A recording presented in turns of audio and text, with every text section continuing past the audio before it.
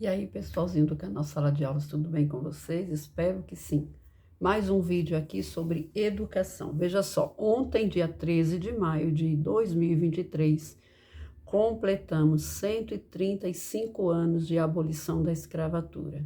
Pois é, um fato importantíssimo que ocorreu há 135 anos e que hoje praticamente nem é lembrado pelos brasileiros. Por quê? Porque houve um processo de despolitização, de apagamento da nossa identidade. O Brasil sempre faz questão de tentar esconder o seu passado, fingir que as coisas ruins não aconteceram, que é para, na enganação, tentar fingir que nada aconteceu. E isso vai, ano a ano, acabando com aquilo que nós teríamos de aprendizagem com esses momentos tristes. Por isso que é importante que a história, que a sociologia, que a antropologia existam para que esses fatos sempre sejam lembrados e a gente jamais deixe essa memória apagar para as gerações futuras.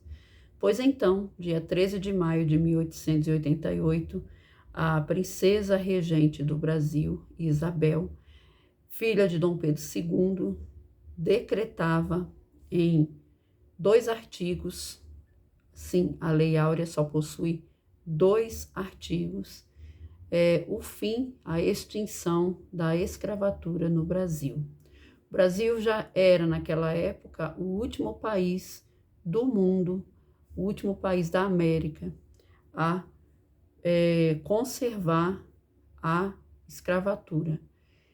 Houveram vários fatores de pressão para que esse momento chegasse até o dia 13 de maio de 1888. Pressões externas, principalmente do nosso, digamos, maior parceiro comercial e econômico da época, que era a Argentina. Mas a escravatura, o fim da escravatura não se deveu apenas pelo fato da pressão da Inglaterra, muito pelo contrário. Conta-se, e documentos históricos provam isso, que, na verdade, no dia 13 de maio, havia muito pouco escravo no Brasil inteiro, muito pouco se comparado ao número de escravizados que já existia no ápice, né, nos anos de ápice da escravatura. Então, conta-se que naquele período havia pouco mais de 100 mil pessoas ainda escravizadas no Brasil. E fora a isso, nós tínhamos também revoltas populares que, de tempos em tempos, pululavam o Brasil nos seus 4 cantos, do Oiapoque ao Chuí. Nós tínhamos também os movimentos de resistência, os quilombos, os grupos de pessoas chamadas de abolicionistas.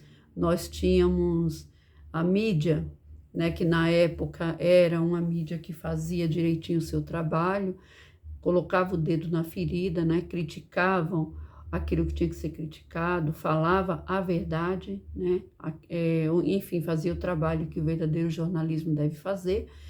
E nós tínhamos também a resistência e o apoio da população em geral, que, salvo todos os embates, né, salvo todas as proporções, apoiavam em grande número que aquele horror de 350 anos, ou mais de 350 anos, acabasse o quanto antes, né?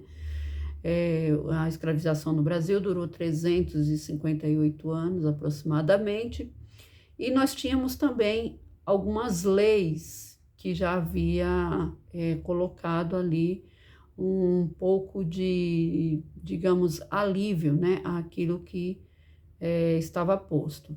Então, nós tivemos a lei do ventre livre, nós tivemos a lei do sexagenário, nós tivemos movimentos que foram ali, compra até mesmo por parte da princesa Isabel, né? Conta-se que ela, junto com a sua mãe, a imperatriz Teresa Cristina, né? Elas participavam ali de uma associação, de uma fundação, dita Fundação das Camélias, né? Que, dentre outras coisas, compravam também a alforria de alguns negros para pôr fim ali aquele regime. É lógico que há todo um processo de romantização, né? Conta-se que a princesa Isabel sempre sonhou com o fim da escravização, Dom Pedro também, em dado momento, alguns documentos relatam sobre isso, mas nós sabemos que, apesar desse querer, eles não tiveram força suficiente para lutar contra o parlamento da época, né? Contra os conselheiros, os ministros, que eram totalmente contra o fim da escravização e também não tiveram força para ir contra a sociedade escravista, que lucrava e muito com aquela aberração e que espalhavam, né, por todo o país, de que se a escravização acabasse, a economia do Brasil também iria a pique e o país afundaria, ameaçando também que, se houvesse o fim da escravatura, imediatamente depois haveria também a queda da monarquia. Coincidência ou não, o que aconteceu, na verdade, é que um ano depois da abolição da escravatura, a monarquia não se sustentou e o golpe da República se concretizou em 1889.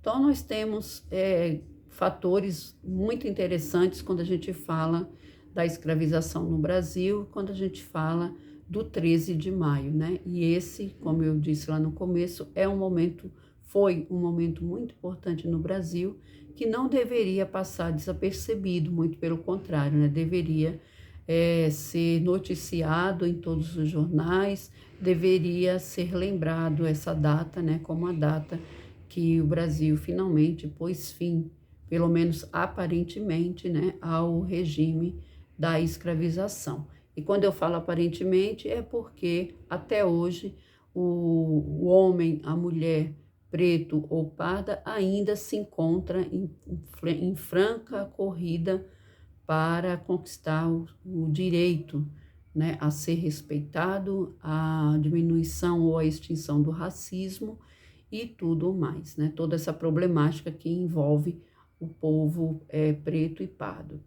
Mas, de toda frente, nós deveríamos fazer jus à história do Brasil, não escondermos o fato de que esse período foi um período terrível na nossa história, mas que faz parte da nossa história, que a gente, para vencer todos os problemas ou parte dos problemas sociais e econômicos que nós temos hoje, nós devemos, em algum momento da nossa vida, fazer essa reflexão, fazer esse retorno à escravização no Brasil e repensar as maneiras como ceder o 13 de maio e fazer a minha culpa, né? O governo, o Estado brasileiro, né, deve reconhecer que errou e muito, né, com a escravização, mesmo que agora, há mais de 100 anos, né, depois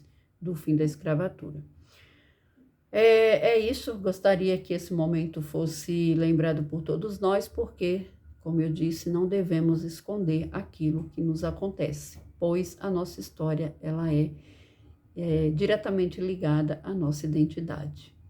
Curta, compartilha, se inscreva aqui no nosso canal e ajude a espalhar conteúdos que tragam de volta à luz a nossa verdadeira história, porque sem ela a gente perde a nossa cultura, a nossa identidade, a gente perde aquilo que de melhor nós temos, que é a diversidade, né? E o orgulho de sermos quem somos. Podendo ajudar no Pix 252-791-61802. Qualquer quantia já deixa bastante feliz, tá bom? Até o próximo vídeo e, claro, um feliz Dia das Mães. Aí ainda dá tempo, né? Feliz Dia das Mães. Dia das Mães é todos os dias, mas desejo aí um feliz Dia das Mães a todas as mães e pães aqui do nosso canal. Tchau, até a próxima.